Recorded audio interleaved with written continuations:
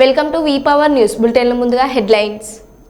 గిరిజన ఆశ్రమ పాఠశాలను సందర్శించిన స్పెషల్ ఆఫీసర్.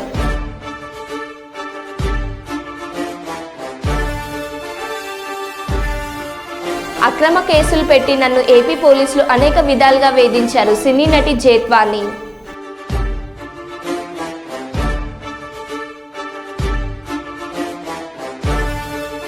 నాటు తుపాకులు తయారు చేస్తున్న 4 వ్యక్తుల ముఠా అరెస్ట్.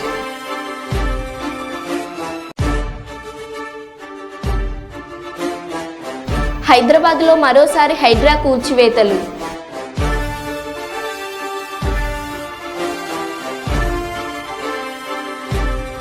గుడ్లవల్లేరు ఇంజనీరింగ్ కళాశాలలో రహస్య camera.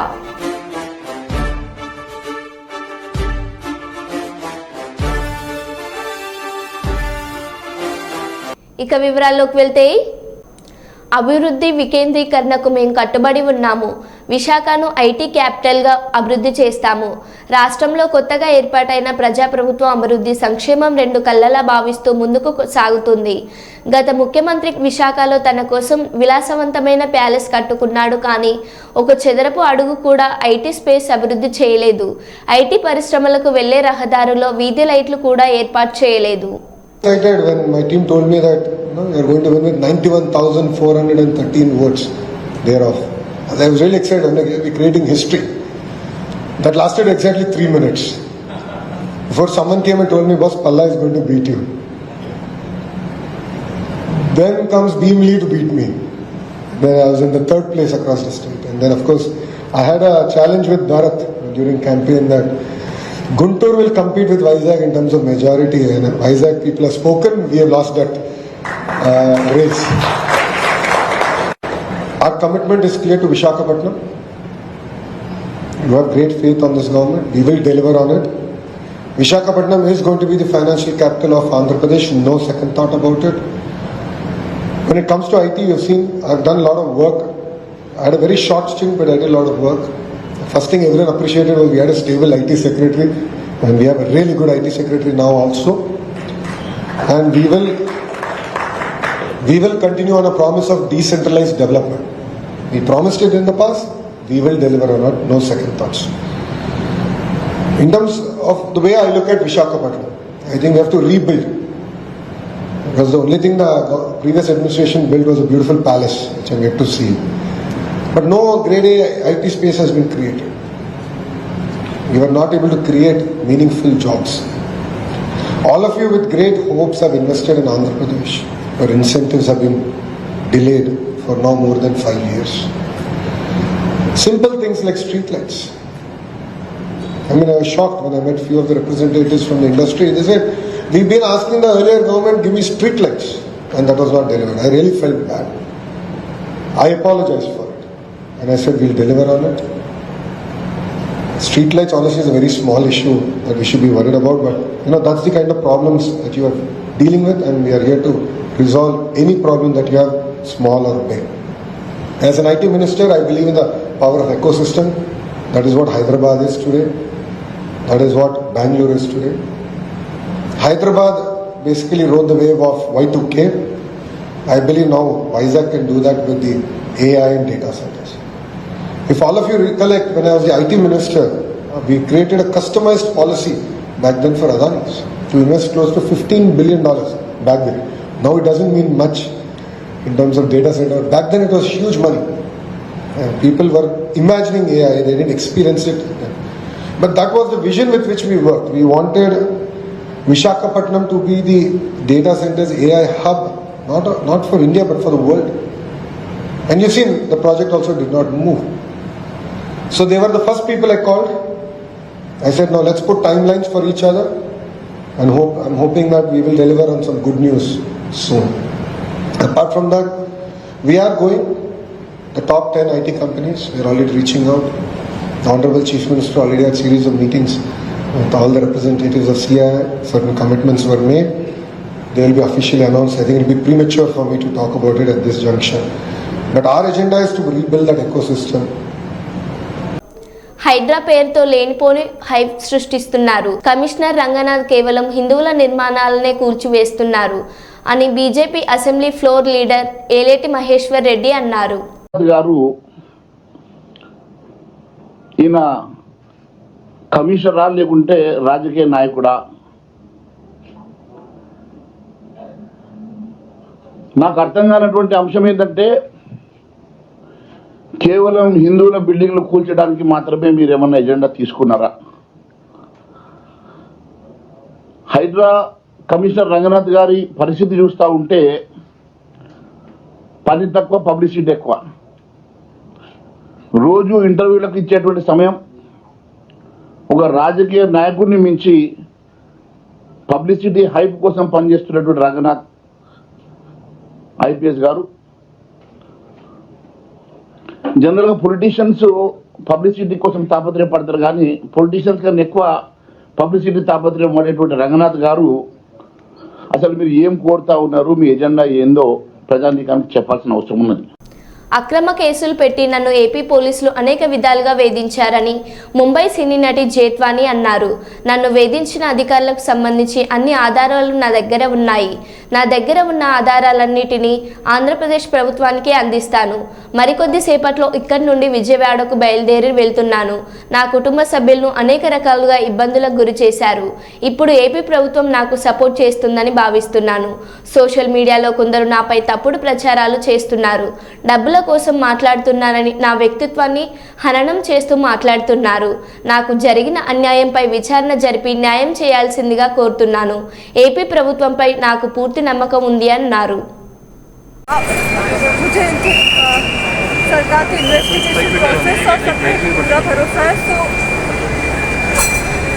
I believe justice will be served. Right. Chatterjee ji, आपने बहुत सारे मुसीबतें आपने झेला है, आपने सबसे ज़्यादा किन लोगों से आपको वहाँ पे दिक्कतें आ रही थी? जैसे कि आपके परिवार के ऊपर भी इल्ज़ाम लग रहा है कि आप उनके खिलाफ भी वहाँ की पुलिस ने कार्रवाई की है। My people obviously, I want safety for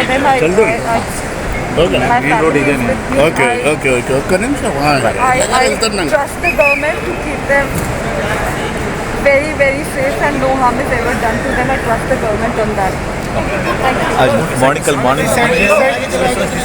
Thank you. Conditional support, it just means the world to me. All I want to say right now is so many powerful men have abused their position, power, authority, legal prowess, contacts, with the sole motive of benefiting monetarily from unlawfully and wrongfully character assassinating me.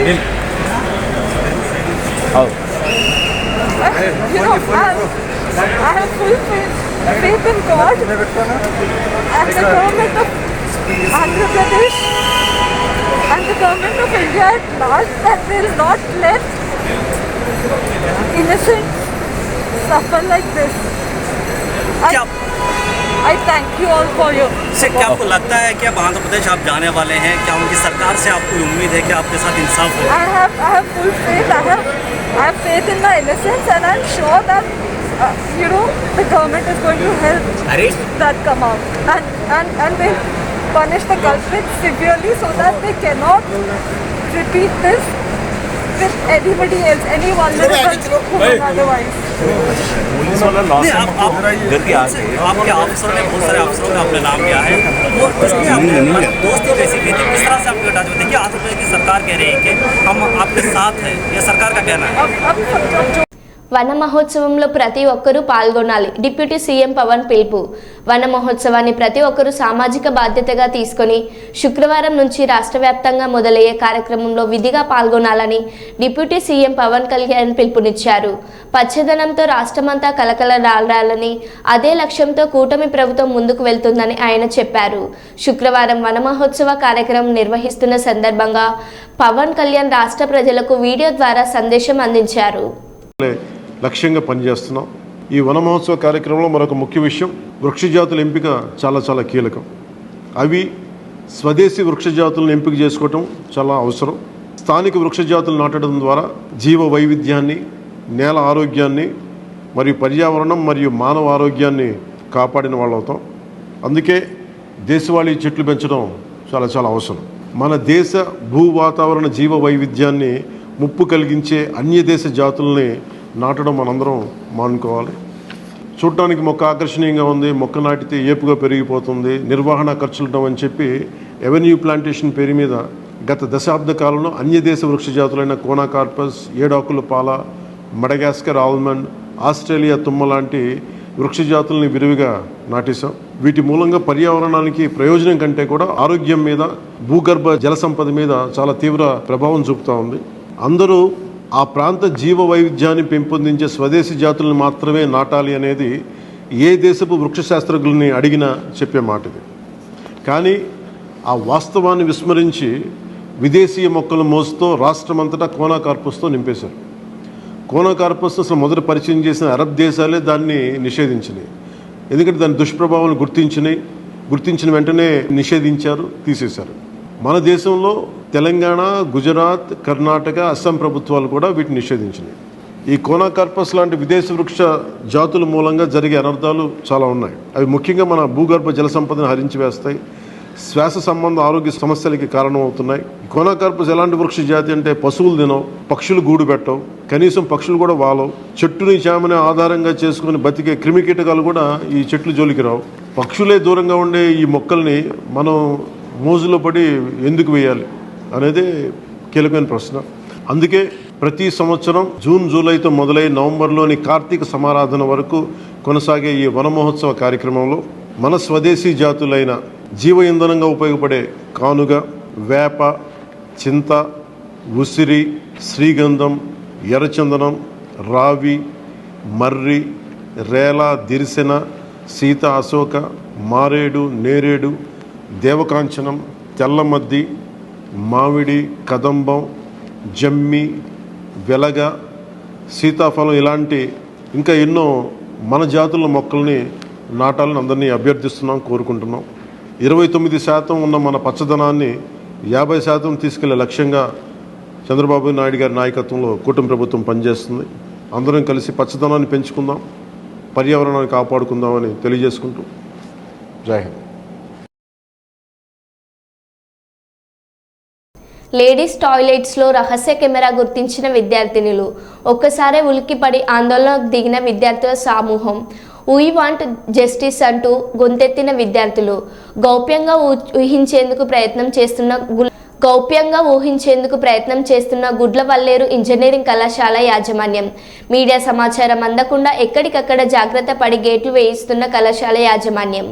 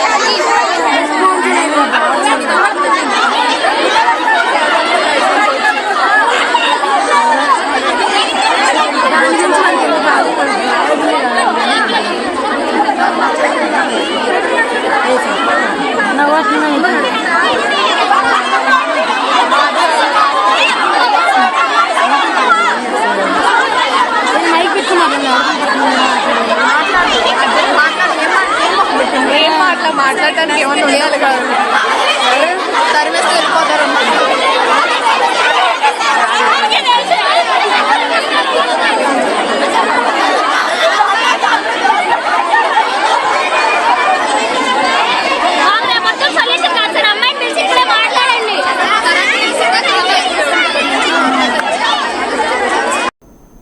కవితకి bail రావడంపై కూడా రాజకీయం చేస్తున్నారు. ఒకడు BJP BRS ఒకటని, ఒకడు Congress BRS ఒకటని మాట్లాడడం సరైనది కాదు అని కూనంనేని సాంబశివరావు కొత్తగూడెం ఎమ్మెల్యే సిపిఐ రాష్ట్ర కార్యదర్శి అన్నారు.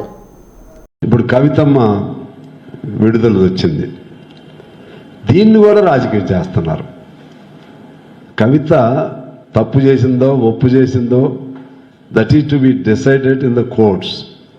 పొలిటికల్గా కలర్ ఇవ్వాలంటే నీకు కేసీఆర్ మీద ఫైట్ చేసుకోండి, కేటీఆర్ మీద ఫైట్ చేసుకోండి. అవునన్నా కాదన్నా ఒక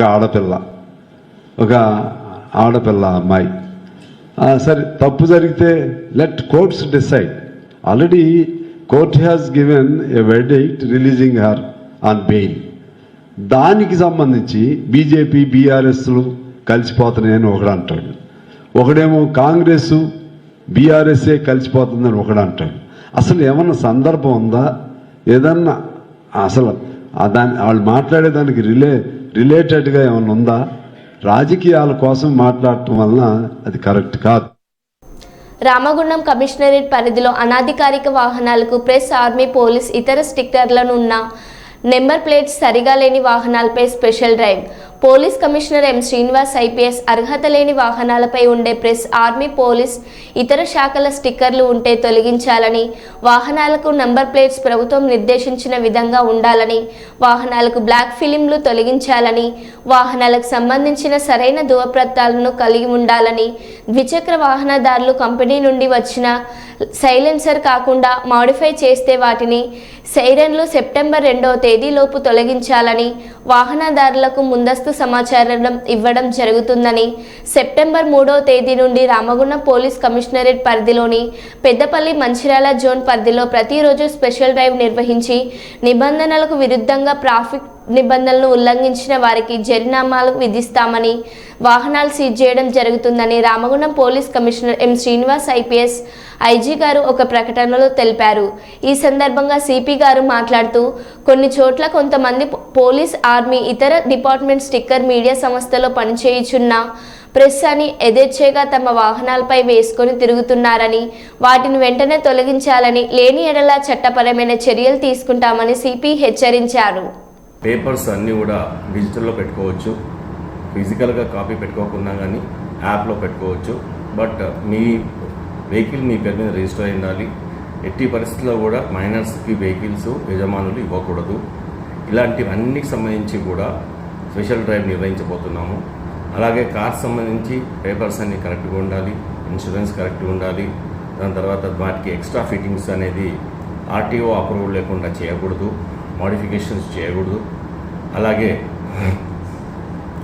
వీటికి సంబంధించి ఫిల్మ్ పెట్టుకోవడం అనేది 70% ఫిల్మ్ ట్రాన్స్పరెంట్గా ఉండాలి, మొత్తం డార్క్గా చేయకూడదు. ఇలాంటివన్నీ కమిషనరేట్లో మేము ఎన్ఫోర్స్ చేయబోతున్నాము. అందులో భాగంగా ఈ 3rd వరకు ప్రజలందరికీ విజ్ఞప్తి చేస్తుంది ఏంటంటే, మీరేమైనా సైలెన్సర్లు మాడిఫై చేయడము ఫర్ ఎగ్జాంపుల్, తర్వాత కంప్లీట్గా వేరే వేరే డెకరేషన్స్ చేసుకోవడము, తర్వాత పోలీస్ కాకుండా పోలీస్ అని రాసుకోవడము, ప్రెస్ కాకుండా ప్రెస్ అని రాసుకోవడము, ప్రెస్ అయినా పోలీస్, ప్రెస్ అని రాసుకోకూడదు, ఎవరి బండ్ల మీద ఇట్లాంటివన్నీ లోగోస్ పెట్టుకోకూడదు.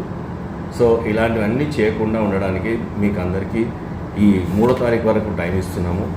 మీరే త్వరగా ముందుగా చూసుకొని మీ యొక్క vehicle as per RTA norms ప్రకారం ఉందా లేదా తెలుసుకొని దాన్ని మీరందరూ ఒకవేళ ఎక్స్ట్రా ఫిట్టింగ్స్ కానీ, సైలెన్సర్లు సౌండ్ ఇచ్చే సౌండ్లెస్ సైలెన్సర్ కానీ, నంబర్ ప్లేట్ ట్యాంపర్ అయితే కానీ అవన్నీ మీరు రెక్టిఫై చేసుకోగలరని మా యొక్క మనవి. 3వ తారీఖు నుంచి ఎన్ఫోర్స్ చేసేటప్పుడు ఇవన్నీ ఏ తప్పులైనా ఉంటే బండి సీజ్ చేయబడుతుంది. బండి లైసెన్స్ని ఎవరైతే నడుపుతున్నారో వారు ఎవరైతే బండి లైసెన్స్ తన పేరు మీద ఉందో వాళ్ళ యొక్క లైసెన్స్ క్యాన్సిల్ చేయబడుతుంది. అలాగే డ్రంక్ అండ్ డ్రైవ్ కూడా మేము కంటిన్యూస్గా చేస్తున్నాము.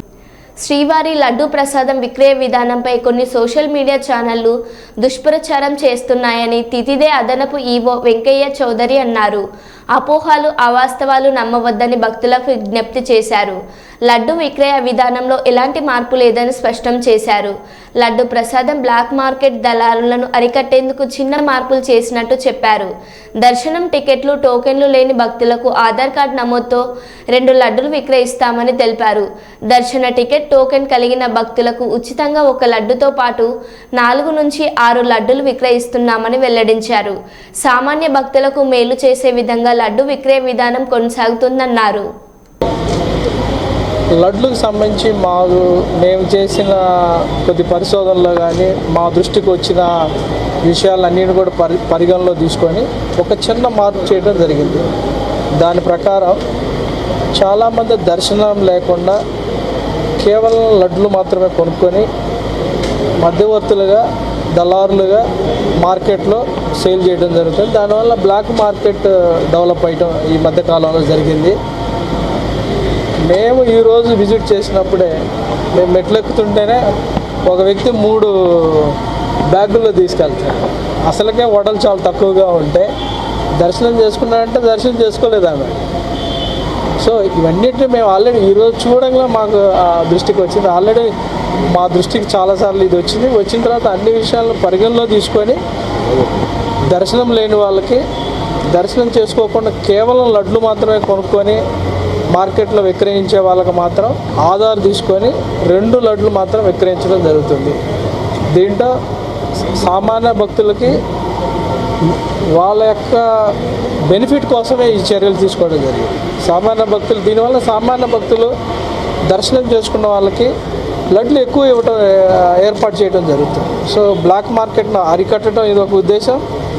కేవలం లడ్లు కొనుక్కొని లడ్లు కోసమే వచ్చి లడ్లు మాత్రమే తీసుకెళ్లే వాళ్ళకి మాత్రము ఇది ఒక స్టింజెంట్ మెజర్ అని చెప్పొచ్చు.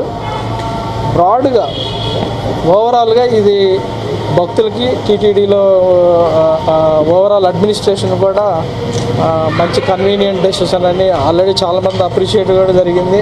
కొన్ని ఛానల్లో అలా చేశారు, ఇంకొక ఛానల్లో వేరే రకం చెప్పారు. బట్ పాలసీలు ఎక్కడ ఏం చేంజ్, పాలసీ అలానే ఉంది. కేవలం దర్శనం లేని వాళ్ళు మాత్రమే ఒక ఆధార్ను తీసుకొని 2 లడ్లు ఇవ్వడం జరుగుతుంది. ఇది ఒక్కటే చేంజ్. మీరు అందరూ సహకరించాలి. ఫ్యాక్ట్లు మాత్రం, నిజాలు మాత్రమే మీరు కొంచెం ప్రచారం చేస్తే అందరికి కూడా ఉపయోగకరంగా ఉంటుందని ఆశిస్తున్నాను. అందరికీ నమస్కారం. విజయనగరం జిల్లా మెంటాడ మండలం ఆంధ్ర గిరిజన ఆశ్రమ పాఠశాలను గురువారం గ్రామ సందర్శనలో భాగంగా స్పెషల్ ఆఫీసర్ ప్రమీలా గాంధీ సందర్శించారు. మధ్యాహ్న భోజనాన్ని తనిఖీ చేశారు. సంతృప్తి వ్యక్తం చేశారు. పాఠశాల రికార్డులను పరిశీలించారు.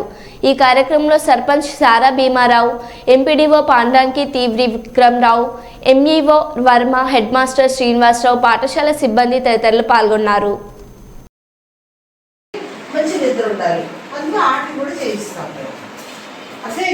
నెక్స్ట్ వీక్ రానా చెప్పండి. నెక్స్ట్ వీక్ సరే, నెక్స్ట్ వీక్ వస్తాను. నా తర్వాత అంటే 15 రోజులు గ్యాప్ ఇస్తాను. మీరందరూ ఫస్ట్ క్లాస్లో పాస్ అవ్వాలి. ఫస్ట్ క్లాస్లో ఫస్ట్ క్లాస్ అంటే అన్ని బాగా చదివితే 60 వస్తుంది. సో ఈసారి 22 మెంబర్స్ ఎప్పుడు రాస్తారు? టైం ఉంది, కానీ ఈ రోజు మళ్ళీ రేపు రాదు. ఈ రోజు ఏం రోజు అండి? డేట్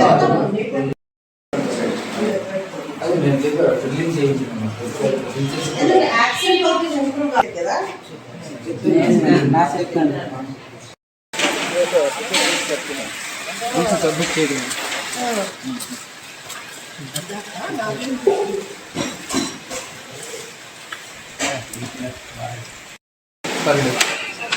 బట్ పిల్లలు ఏమొచ్చి ఇబ్బంది పడుతున్నారు.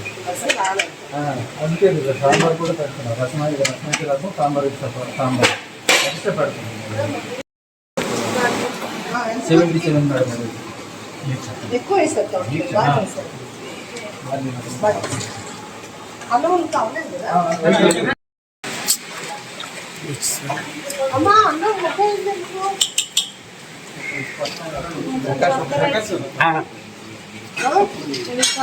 అలా ముద్దాను అంతా ఒక్కసారి ఉండదు. పిల్లలు వచ్చి ఒకటి తింటారు.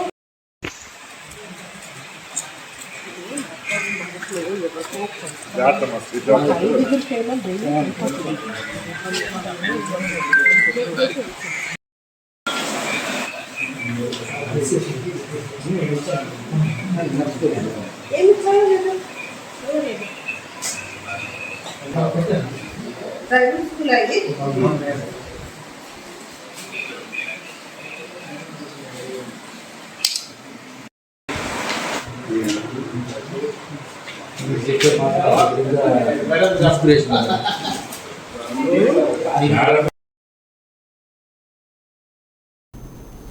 తూర్పుగోదావరి జిల్లా అనపర్తి నియోజకవర్గం బిక్కవోలు మండలం ఊలపల్లి గ్రామంలో జిల్లా కలెక్టర్ ఆదేశాల మేరకు మండలం ప్రభుత్వం వైద్యులు అధికారులు డాక్టర్ దుర్గాదేవి తరచూ వస్తున్న జ్వరాలపై మెడికల్ క్యాంప్ నిర్వహించడం జరిగింది.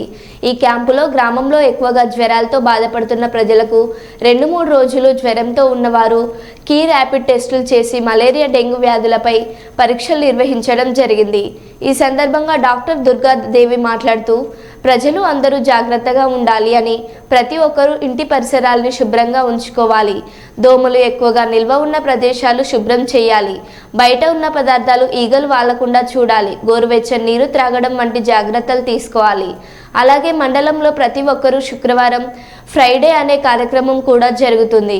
ఈ కార్యక్రమంలో ఏఎన్ఎంలు, ఎంఎల్హెచ్పి ఆశాలు ఇంటింటికి వెళ్ళి ఫీవర్ సర్వే చేసి ఏమైనా ఎక్కువ ఉంటే అసలు అక్కడ కారణం ఏంటి అనే విషయాలపై వారికి అవగాహన కలిగించి జాగ్రత్తలు ఎలా తీసుకోవాలో చెప్తారని చెప్పడం జరిగింది.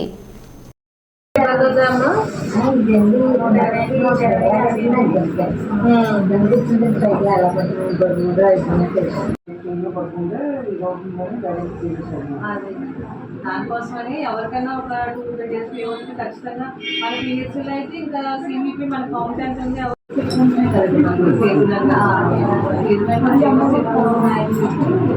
ఇంకా dengue test, rapid, malaria test కూడా మనకి గవర్నమెంట్ ఎవరికైనా ఫీవర్ చేస్తున్నాం. ఇప్పుడే మలేరియా టెస్ట్ ఫీవర్ చేసాం, అది నెగిటివ్ వచ్చింది. ర్యాపిడ్ టెస్ట్ ఎలాగో ఎవరికైనా ఫేమస్ ఉన్న వాళ్ళు కూడా మహాలక్ష్మి ఏరియాలో ఎవరు ఉన్నారు అలా ఫేవర్ సర్వే అది చేసి బికోవడం డాక్టర్ దుర్గాదేవి. ప్రస్తుతానికి సీజనల్ వ్యాధులు డెంగ్యూ, మలేరియా, టైఫాయిడ్ అనే వ్యాధులు చాలా ఎక్కువ బయట ఉన్నాయి. ఇవి రాకుండా మనం కాల్చలార్చి నీటిని తీసుకోవాలి, సురక్షితమైన ఆహారం తీసుకోవాలి, బయట ఆహార పదార్థాలు కానీ ఏం తీసుకోకుండా ఉండటం మంచిది. అంతేకాకుండా దోమలు మనల్ని కుట్టకుండా దోమతెరలు అనేవి వాడాలి, అందరూ కాల్చలార్చి నీటిని తాగాలి. అంతేకాకుండా ఎవరికైనా కూడా జ్వరము, వాంతులు, వికారము, నెక్స్ట్ ఒళ్ళు నొప్పులు ఇలాంటివి ఏమైనా ఉంటే సమీప ఆరోగ్య కేంద్రంలో మీరు వెంటనే పరీక్ష చేయించుకోవాలి. ఎంఎల్హెచ్పి హెల్త్ అండ్ వెల్నెస్ సెంటర్లో కూడా మనకి డెంగ్యూ టెస్టులు, మలేరియా ర్యాపిడ్ టెస్టులు కూడా ఉన్నాయి. టెస్టులు చేసి మీకు ఏమైనా ఇబ్బందులు ఉండొచ్చు మనకి పిహెచ్సికి రిఫర్ చేస్తారు. మన దగ్గర కూడా ట్రీట్మెంట్ ఇవన్నీ కూడా చేసి ఒకవేళ మన దగ్గర కూడా పేషెంట్కి ఇంకా కండిషన్ బాగోలేదు రిఫరల్ హాస్పిటల్కి మేము వెంటనే రిఫర్ చేసి పేషెంట్లు అనేది ఇబ్బంది పడకుండా అనేది అన్ని విధాలు. మరో బులెటిన్లో మళ్ళీ కలుద్దాం. Stay tune.